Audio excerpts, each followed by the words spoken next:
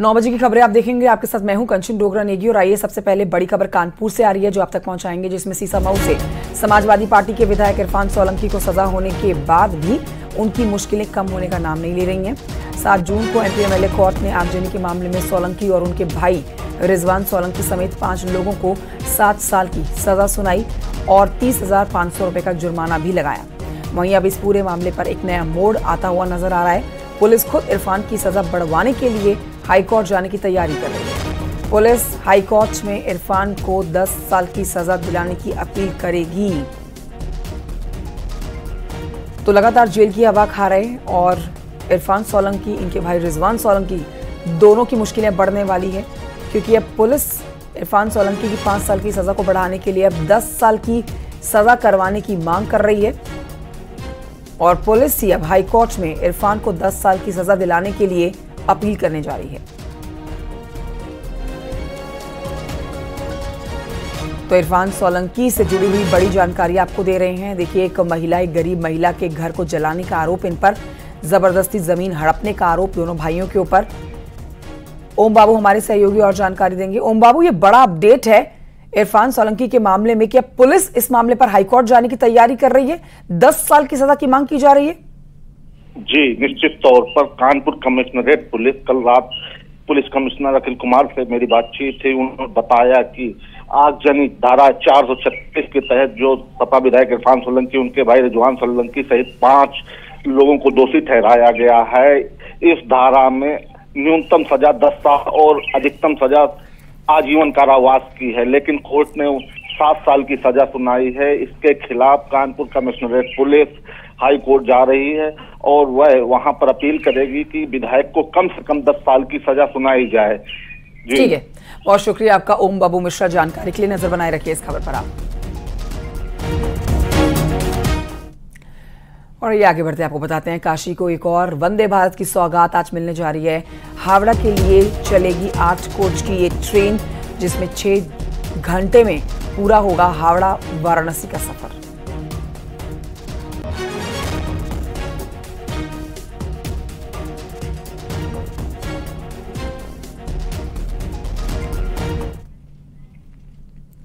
नोएडा से एक बड़ी खबर आ रही है। पुलिस की लुटेरों के साथ मुठभेड़ हुई है, 3 शातिर पकड़े गए हैं, एक फरार हो गया है जिसकी तलाश जारी है। 3 तमंचे, 4 जिंदा कारतूस बरामद किए गए हैं। शातिरों पर ट्रक लूटने का आरोप है।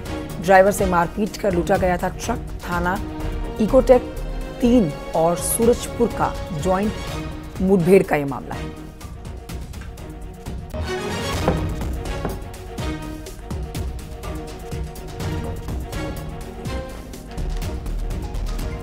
तो ये बड़ी खबर आपको बता रहे हैं। देखिए, पुलिस की लुटेरों के साथ जो मुठभेड़ हुई है, इसमें 3 शातिर पकड़े गए हैं।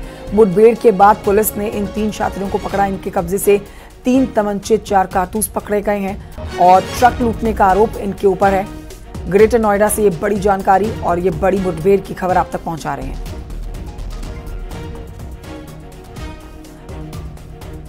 तो लगातार उत्तर प्रदेश में पुलिस का एक्शन आप देख रहे हैं। मुठभेड़ के बाद अपराधियों को गिरफ्तार किया जा रहा है, पकड़ा जा रहा है। लगातार नई सरकार बनने के बाद से ही अब ऐसी खबरें आ रही हैं। इसी कड़ी में अब एक और बड़ी जानकारी ग्रेटर नोएडा से आई है, जहां पर 3 बदमाशों को धर दबोचा है पुलिस ने।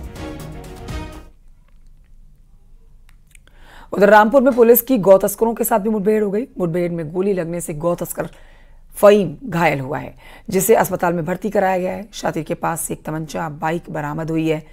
शहर कोतवाली क्षेत्र की घटना है।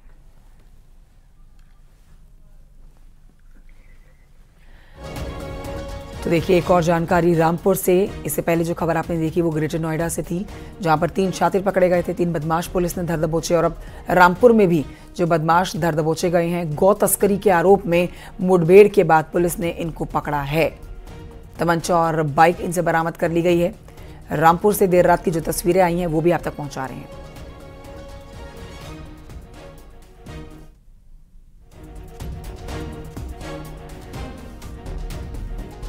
मुठभेड़ के बाद ये गौ तस्कर पुलिस के हत्थे चढ़ा है, जिसके पैर में गोली लगी, भागने की कोशिश कर रहा था, पुलिस पर फायरिंग करने की कोशिश कर रहा था और इसी मुठभेड़ में पुलिस की गोली से घायल हुआ है ये बदमाश। और आइए आगे बढ़ते आपको बताते हैं कि आज मंत्रियों ने अपना कार्यभार संभालना शुरू कर दिया है। अश्विनी वैष्णव, जिनको एस जयशंकर और अश्विनी वैष्णव को उनके पुराने मंत्रालय ही दे दी गए हैं, पुराने विभागों की जिम्मेदारी दी गई है, तो कार्यभार संभाला और जब दफ्तर पहुंचे, कार्यभार संभालने के दौरान की तस्वीरें आपको दिखा रहे हैं। अश्विनी वैष्णव और एस जयशंकर को आप देख सकते हैं, आज अपना कार्यभार इन्होंने संभाल लिया है। केंद्रीय रेल मंत्री अश्विनी वैष्णव, प्रधानमंत्री ने 10 सालों में रेलवे में बड़ा सुधार किया है, इन्होंने कहा है अपनी तरफ से। साथ ही कहा है कि रेलवे हमारे देश की अर्थव्यवस्था की मजबूत रीढ़ की हड्डी है। तो वहीं विदेश मंत्री एस जयशंकर ने भी कहा है कि विदेश मंत्रालय का नेतृत्व करने की जिम्मेदारी एक बार फिर से मिलना सम्मान की बात है। पिछले कार्यकाल में इस मंत्रालय ने असाधारण प्रदर्शन किया था। हमने G20 की अध्यक्षता की, हमने कोविड की चुनौतियों का सामना किया, हम operation Ganga, operation operation Kaveri जैसे महत्वपूर्ण अभियानों का केंद्र भी रहे।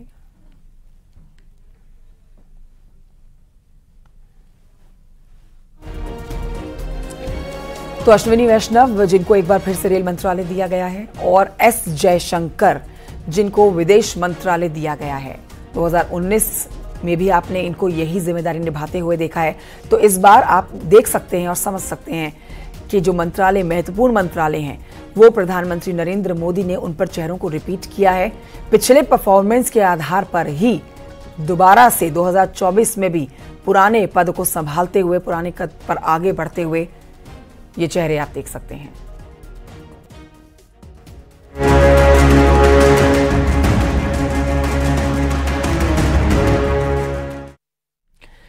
आज लखनऊ से एक बड़ी जानकारी आप तक पहुंचा रहे हैं, जहां पर योगी कैबिनेट की अहम बैठक आज होने वाली है। सुबह 11 बजे का समय है जब लोक भवन में ये अहम बैठक होनी है।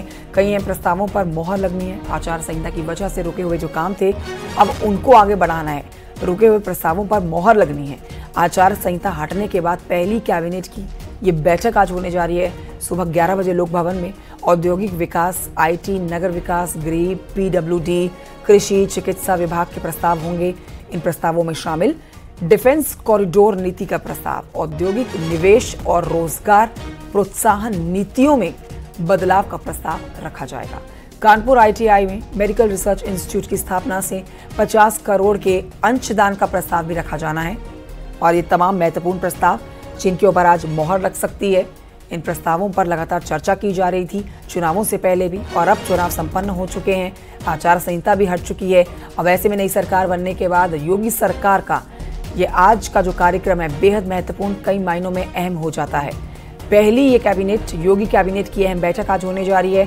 आज कई प्रस्तावों के ऊपर चर्चा की जानी है, मोहर भी लग सकती है, जिसमें कानपुर ITI मेडिकल रिसर्च का प्रस्ताव भी रखा जा सकता है। योगी कैबिनेट की आज की बैठक बेहद महत्वपूर्ण।